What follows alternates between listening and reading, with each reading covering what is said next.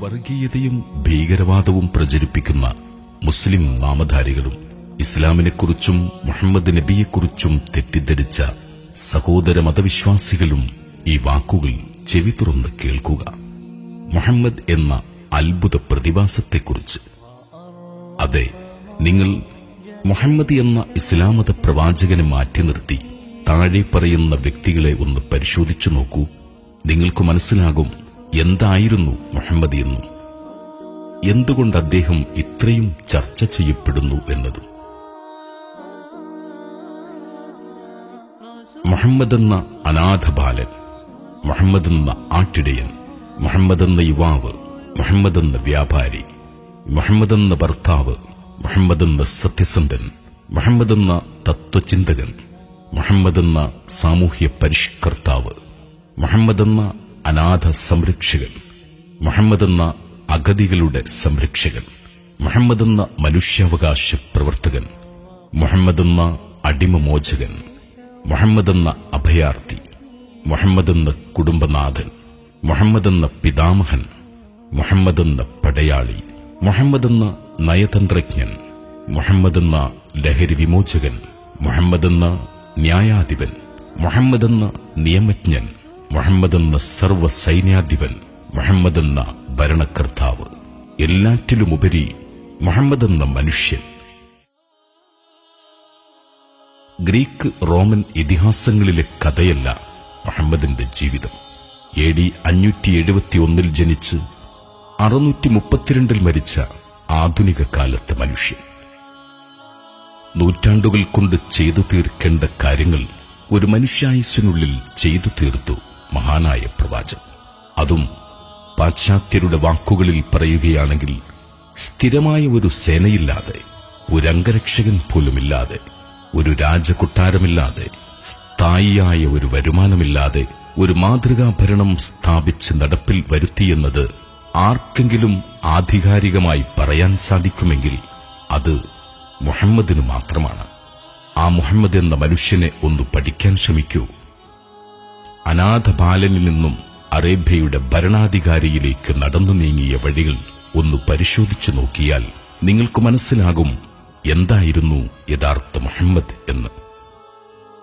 വെളുത്ത സൽമാൻ ഫാരിസിനെയും കറുത്ത ബിലാലിനെയും ഒരേ നിരയിൽ അണിനിരത്തി വർണ്ണവിവേചനം അരുതെന്ന് ലോകത്തെ പഠിപ്പിച്ച പ്രവാചകൻ. അമ്മയുടെ കാൽച്ചുവട്ടിലാണ് സ്വർഗമെന്ന് പഠിപ്പിച്ച പ്രവാചകൻ. അയൽവാസി പട്ടിണി കിടന്നാൽ വയറ് നിറയ്ക്കരുതെന്ന് കൽപ്പിച്ച് അതിൽ ജാതി നോക്കരുതെന്ന് പഠിപ്പിച്ച പ്രവാചകൻ. കട്ടത് എന്റെ മകൾ ഫാത്തിമയാണെങ്കിലും കൈമുറിക്കുക തന്നെ വേണമെന്ന് പറഞ്ഞ നീതിമാൻ. മരിച്ചത് നമ്മുടെ മതത്തിൽപ്പെട്ട കുഞ്ഞുങ്ങളല്ല എന്ന് അനുയായി പറഞ്ഞപ്പോൾ കുഞ്ഞുങ്ങൾക്കെന്ത് മതമാണ് എന്ന് ചോദിച്ച് അനുയായിയെ ശകാരിച്ച പ്രവാചകൻ. മാതാപിതാക്കളോട് ചേ എന്ന വാക്കുപോലും പറയരുതെന്ന് പഠിപ്പിച്ച സ്നേഹപ്രവാചകൻ. മരണം മുന്നിൽ കണ്ടപ്പോഴും എന്റെ ജനത എന്നോർത്ത് കരഞ്ഞ പകരമില്ലാത്ത നേതാവ്. ഭർത്താവിനെ ശപിക്കരുതേ, ഭാര്യയെ നോട്ടം കൊണ്ടുപോലും വിഷമിപ്പിക്കരുതേ എന്ന് പഠിപ്പിച്ച കുടുംബനാഥൻ. പിതാവിന്റെ വിയർപ്പ് കുടുംബത്തിന്റെ നിലനിൽപ്പെന്നോർമ്മിപ്പിച്ച പ്രവാചകൻ.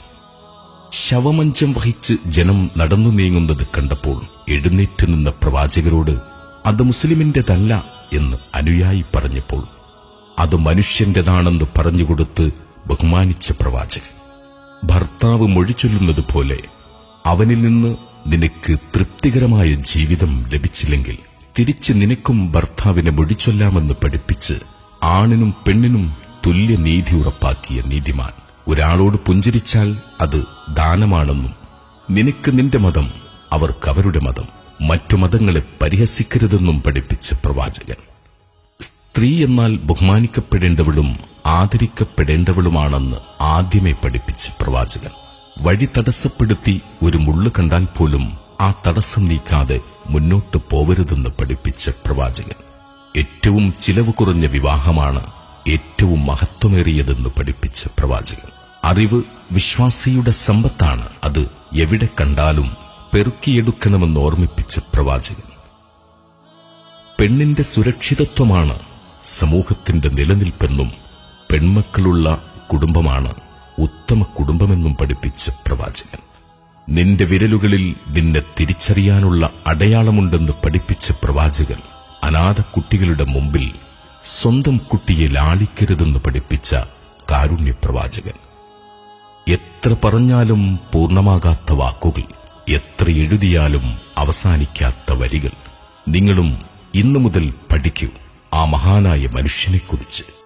ഇസ്ലാം മതത്തിന്റെ അന്തസത്ത അറിയാത്ത മുസ്ലിം നാമധാരികളായ ഭീകരവാദികളുടെ തടവറയിൽ നിന്ന് മോചിപ്പിക്കുവിൻ ഈ മനുഷ്യസ്നേഹിയായ മുഹമ്മദിനെ. മുസ്ലിമേ, അറിയുക, നിങ്ങൾക്ക് നിങ്ങളുടെ സഹോദര സമുദായത്തിലെ സുഹൃത്തിന് നൽകാവുന്ന ഏറ്റവും നല്ല സമ്മാനമാണ് ഖുർആൻ പരിഭാഷയും മുഹമ്മദ് നബിയുടെ ജീവിത ചരിത്രവും. ഒരുപക്ഷെ നിങ്ങൾ ജീവിതത്തിൽ ചെയ്യുന്ന ഏറ്റവും വലിയ സൽക്കർമ്മവും അത് തന്നെയാണ്.